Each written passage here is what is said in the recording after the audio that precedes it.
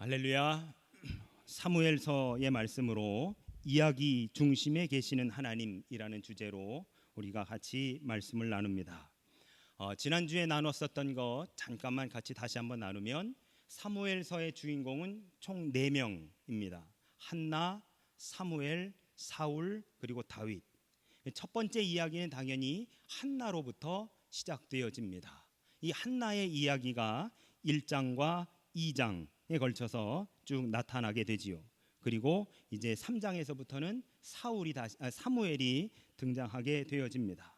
오늘 우리 이 1장 1절부터 8절의 말씀을 가지고 한나의 서러움이라는 제목으로 잠시 은혜를 나눠보고자 합니다. 여러분, 이 사무엘상 1장 첫 번째 문장에 전부 9개의 고유명사가 나옵니다. 9개의 고유명사. 그 중에 2개가 지명이고 7이 인명, 사람의 이름입니다. 한번 보시지요. 1절입니다. 에브라임 산지 라마다임 소빔에 에브라임 사람 엘가나라 하는 사람이 있으니, 여기 지금 에브라임이 2번 쓰였으니까 에브라임이라는 지명 1번, 그 다음에 라마다임 소빔이라고 하는 지명 또 하나, 이렇게 2개의 지명이 나옵니다.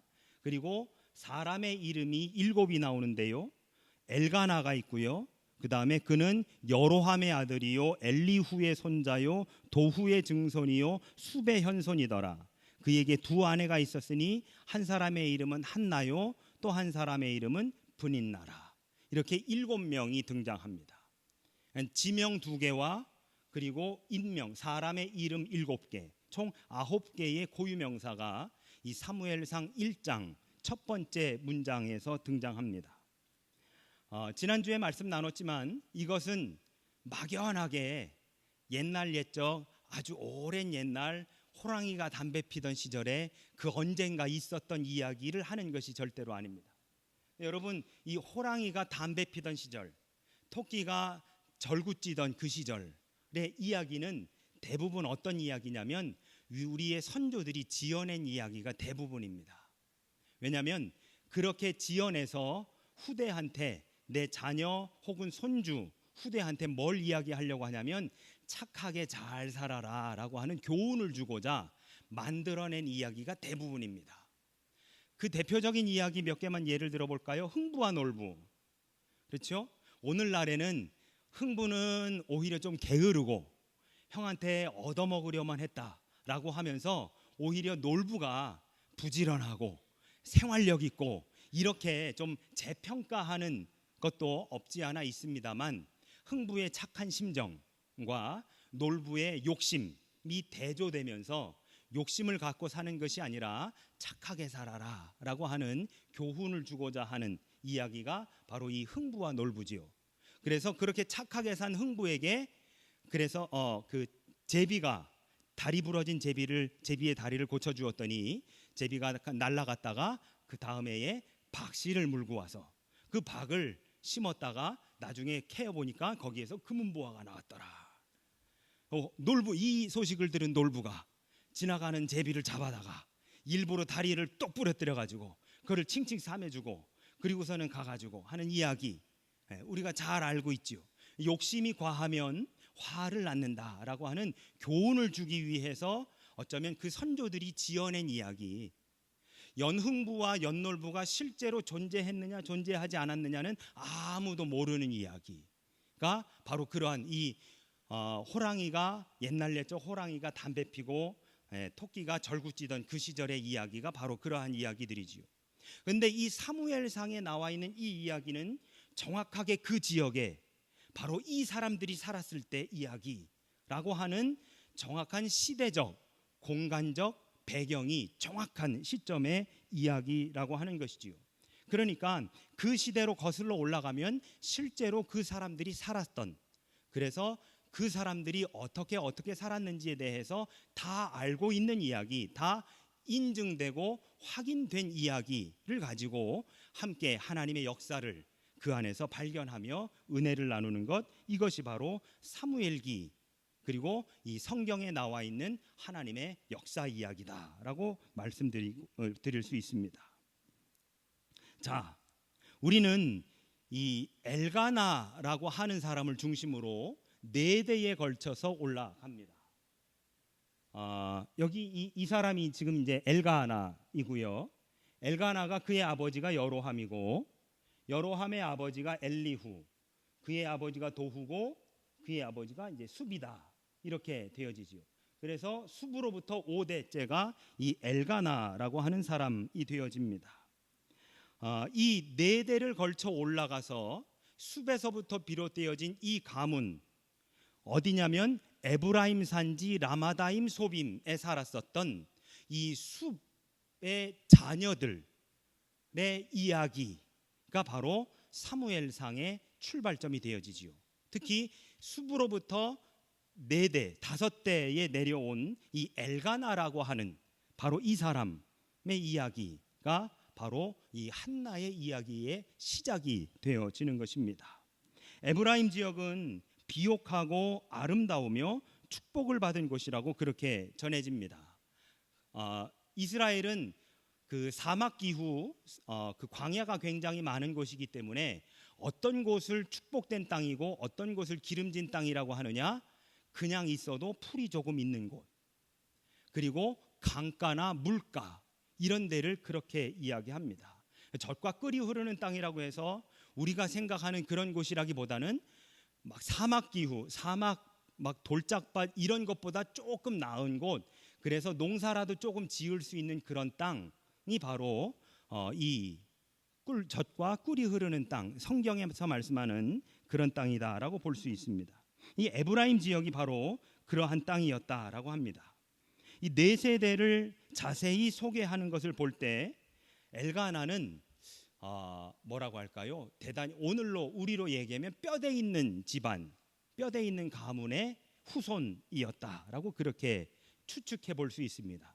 이 숲으로부터 시작되어진 이 가문은 굉장히 명문가의 집안이었다.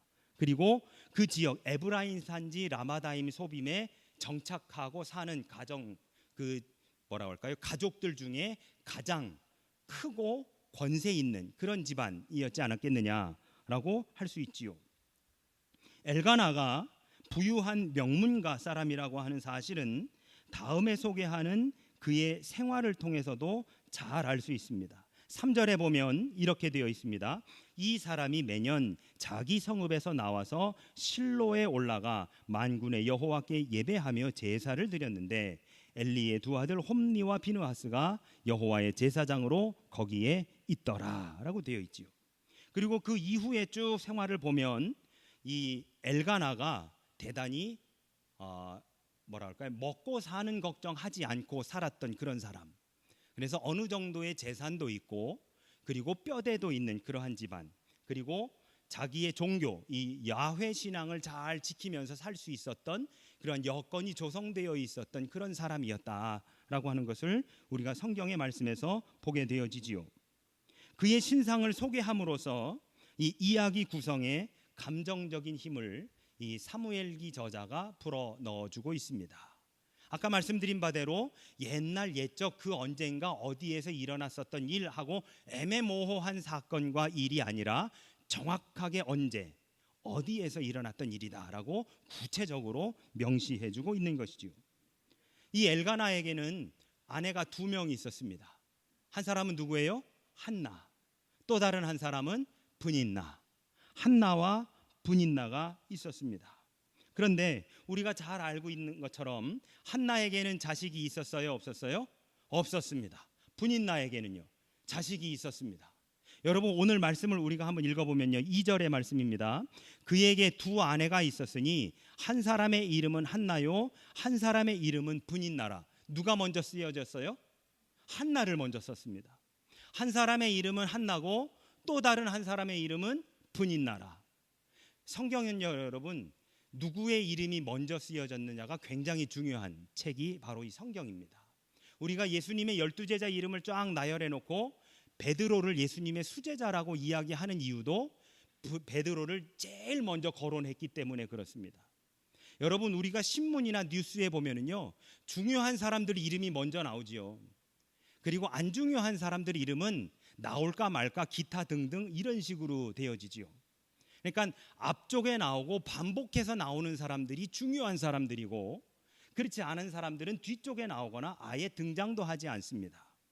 그런데 누가 먼저 쓰여졌느냐? 이 엘가나의 가문을 소개하는 이 1절과 2절의 말씀에서 이 두 여인 중에 누가 먼저 소개됐느냐? 한나가 먼저 소개가 됩니다. 한나와 또 다른 여인은 브닛나였다. 그런데 그 바로 뒤에 2절 그 바로 뒤에 보면 뭐라고 돼 있느냐?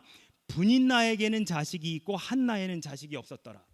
이 두 사람의 순서가 어떻게 됐어요? 역전이 됐습니다.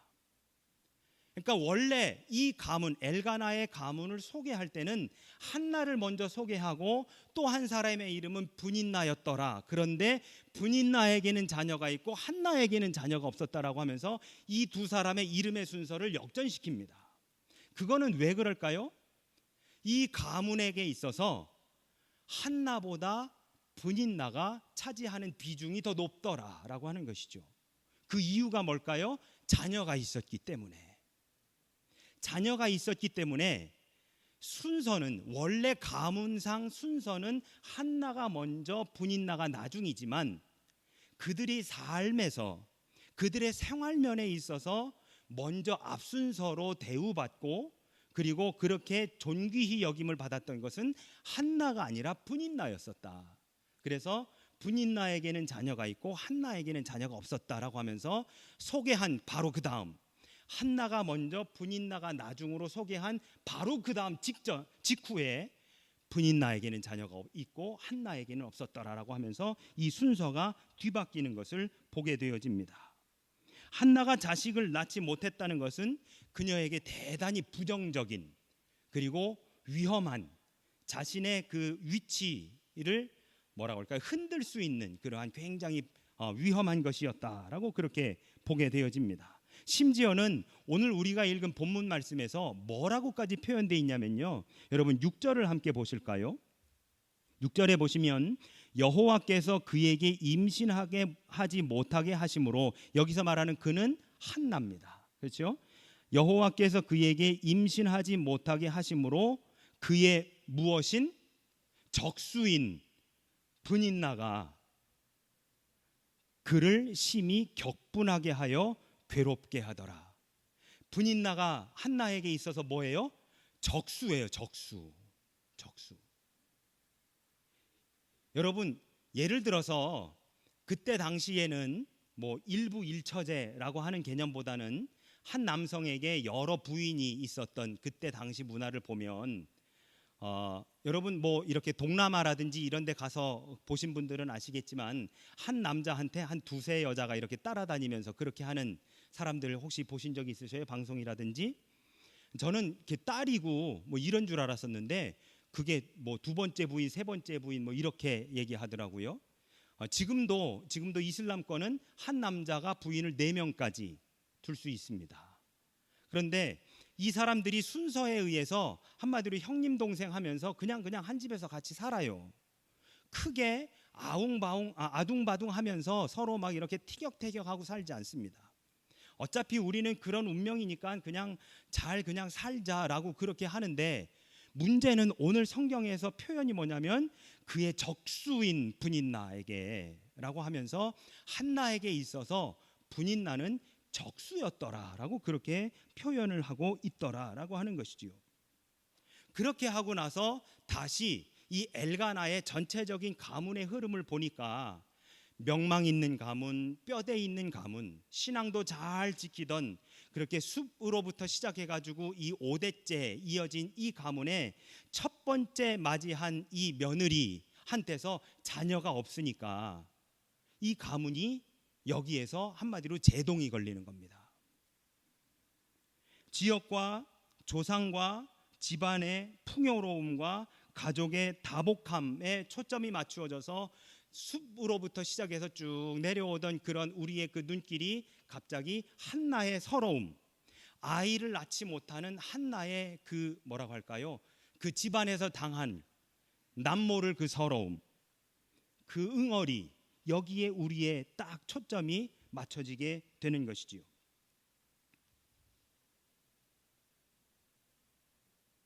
네. 여기 보시면 지금 이 사람이 이제 한나고 여기가 이제 분인납니다. 아이들이 있고 싱글벙글 여기는 왠지 모르게 구석에서 일만 하고 있는 그러한 모습.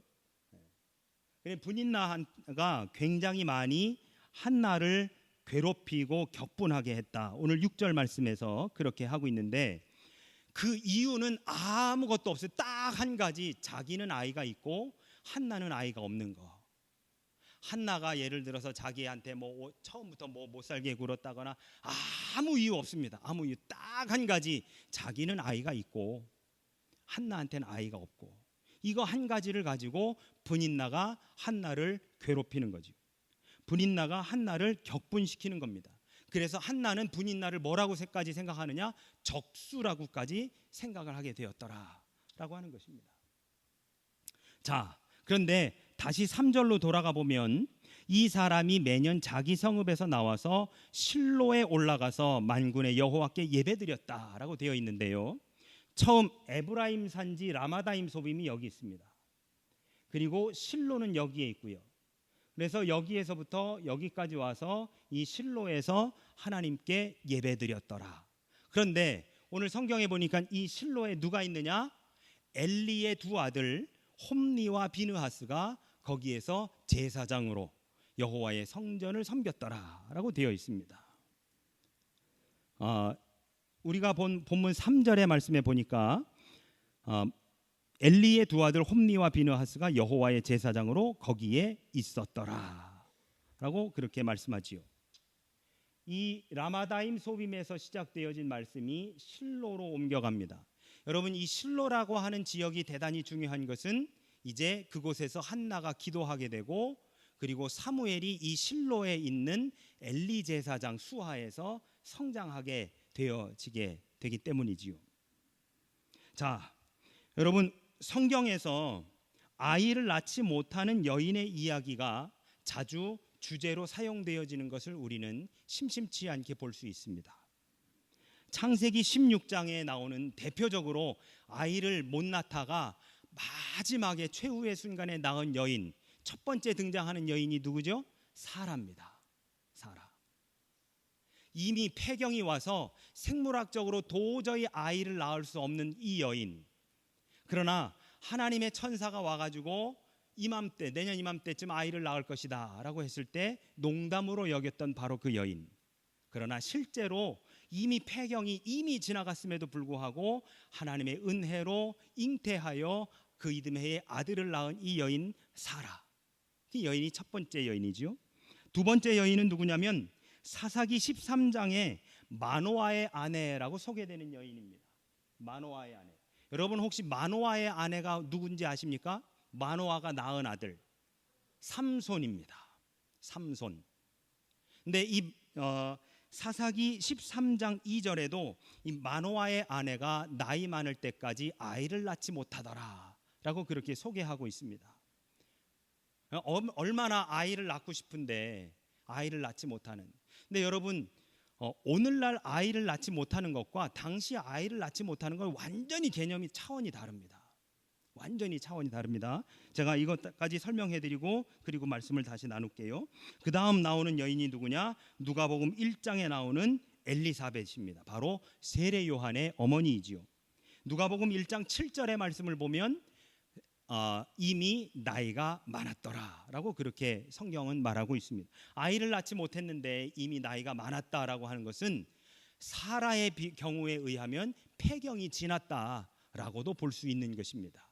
그런데 이 여인들이 한 가지 가지고 있는 소원이 뭘까요? 아이를 낳는 거예요. 어떻게든. 오늘 본문에 나오는 이 한나도 마찬가지죠. 어떻게든 아이를 낳는 것. 오늘 2절의 말씀에 보니까 한나에게는 자식이 없었더라라고 하는 이 구절을 읽은 후에 곧바로 간절함과 절망, 눈물과 애절한 기도로 점철된 한나의 삶의 현장을 우리가 보게 되어집니다.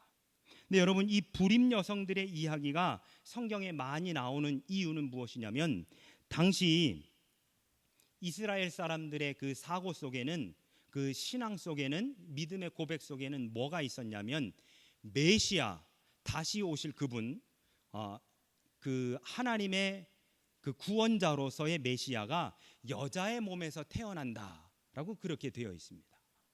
그래서 여성이 아이를 낳는 것은 이 하나님의 구원의 사역에 동참하는 격이 되는 것이에요. 그러니까 단순하게 아이를 낳아서 가문을 이어가는 것에서 그치는 것이 아니라 하나님의 구원 사역에 동참을 했느냐 안 했느냐라고 하는 이 종교적인 해석으로 나아가게 되는 것이지요. 그래서 결국 여성이 아이를 못 낳는 것은 그저 가문의 대를 끊는 것에서 그치는 것이 아니라 종교적으로 하나님의 구원 사역에 동참하지 못한 소위 죄를 범하게 되는 것이다 라고 그렇게 해석할 수 있는 것입니다. 나아가서 오늘의 여성들과 당시의 여성들의 그 그 지위가 오늘이야 남녀 평등 오히려 여성 상위 이렇게 이야기가 되지만 당시에는 여성들이 동물보다도 동물 정도로 취급받았었던, 그래서 결혼을 하면 지금도 히브리인들은 결혼을 할 때 남자가 자기 처가에다가 엄청난 돈과 재물을 주고 마치 여성을 사오는 듯한 그러한 의식을 치릅니다. 이때도 그랬었거든요.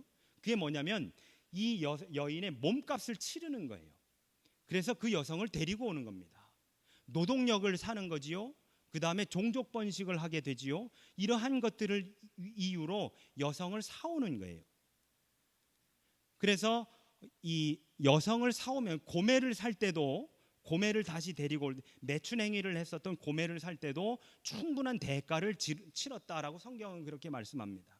마찬가지로 이때 당시 한나 혹은 브닌나와 결혼할 때 엘가나도 상당히 많은 재산을 주고 그리고선 데리고 왔는데, 일은 하는데, 즉 노동력은 여기에서 충분히 소화가 되는데 종족 번식, 즉 아이를 생산하지 못하니까 엘가나도 그렇고 그의 아버지도 그렇고 그의 가문도 그렇고 다른 가족들도 그렇고 한나보다는 브닌나에게 훨씬 더 많이 투자하고 브닌나를 아끼고 브닌나를 우대해 주는 거죠. 한나는 브닌나가 그러한 대접을 받으면 받을수록 소외되고 더 서러워지고 더 한쪽 구석에서 더 슬피 우는, 그러면서 밤을 지새는 날들이 조금씩 더 많아졌더라라고 하는 것입니다. 그래서 아까 우리가 읽었었던 말씀 6절에서 여호와께서 그에게 임신하지 못하게 하심으로 그의 적수인 브닌나가 그를 심히 격분하게 하여 괴롭게 하더라. 그리고 7절, 매년 한나가 여호와의 집에 올라갈 때마다 남편이 그같이 하매 브닌나가 그를 격분시키므로 그가 울고 먹지 아니하였다라고 되어 있습니다. 이렇게 울고 있는 한나, 그리고 음식이 있어도 먹지 않는 한나, 그 마음이 어땠을까요? 저렇게 음식을, 지금 저것은 이제 만화로 그려져 있어서 우리로 이야기하면 주먹밥처럼 이렇게 했지만 당시에 이렇게 아무리 진수성찬을 차려도 입맛이 있지 않는 이 한나, 이유가 뭐예요? 아이를 낳지 못해서. 그러니까 남편 보기에도 너무너무 미안한 거지요. 시부모님 보시기에도 그렇고, 심지어는 저 브닌나가 저렇게 아이들을 이렇게 하는 그 모습도 너무너무 서럽고 분하고 억울하고 원통하고. 그런데 이 한나를 향해서 남편인 엘가나가 오늘 8절의 말씀을 보니까 4가지의 질문을 합니다. 4가지의 질문. 첫 번째 어떤 질문을 하느냐, 8절을 다 같이 보시죠. 그의 남편 엘가나가 그에게 이르되 한나여 어찌하여 울며, 어찌하여 우느냐. 두 번째 질문은 어찌하여 먹지 아니하며, 세 번째 어찌하여 그대의 마음이 슬프냐. 이 3가지를 일단 묻습니다. 이 3가지 질문을. 그리고 마지막에 하는 말이 무엇이냐? 내가 그대에게 10아들보다 낫지 아니하냐라고 하면서 총 4가지의 질문을 던집니다. 이게 이제 만화라서 엘가나가 한나 앞에서 마치 무슨 재롱을 부리는 듯, 나 하나만 있으면 되지 10아들이 뭐가 부러워라고 하는 그런 모습으로 이렇게 그려졌는데요. 이 4가지의 질문을 하면서 엘가나는 한나에게 호소합니다. 왜 울고 있느냐? 왜 먹지 않느냐? 그리고 왜 슬퍼하느냐? 내가 그대에게 열아들보다 낫지 아니하냐? 이 네 가지의 질문. 이 네 가지의 질문을 축약해 보면 오늘날로 말하면 무엇이냐? 여러분, 자녀가 있든 없든 당신은 지금 그저 지금의 모습 그대로 나에게 가장 소중한 사람입니다 라고 엘가나가 한나를 보듬어 주는 겁니다. 아이를 낳지 못하는 첫 번째 부인 한나를 엘가나가 보듬어 주는 거지요. 지금 한나는 어떤 상태예요? 먹고 싶지도 않고, 그렇죠? 먹고 싶지도 않고, 그 다음에 내 울기만 하고 하는 바로 그 서러움이 마음속에 가득한 이 한나를 엘가나가 보듬어 줍니다. 여러분, 여성이 도구가 아니라 당연히 인격적인 존재로 대우받아야 한다는 사실을 선언하는 엄중한 순간이 아닐까라고 하는 생각을 해보게 되어집니다. 당시에는 아까도 말씀드린 것처럼 여성은 하나의 도구에 불과한 그러한 존재였었습니다.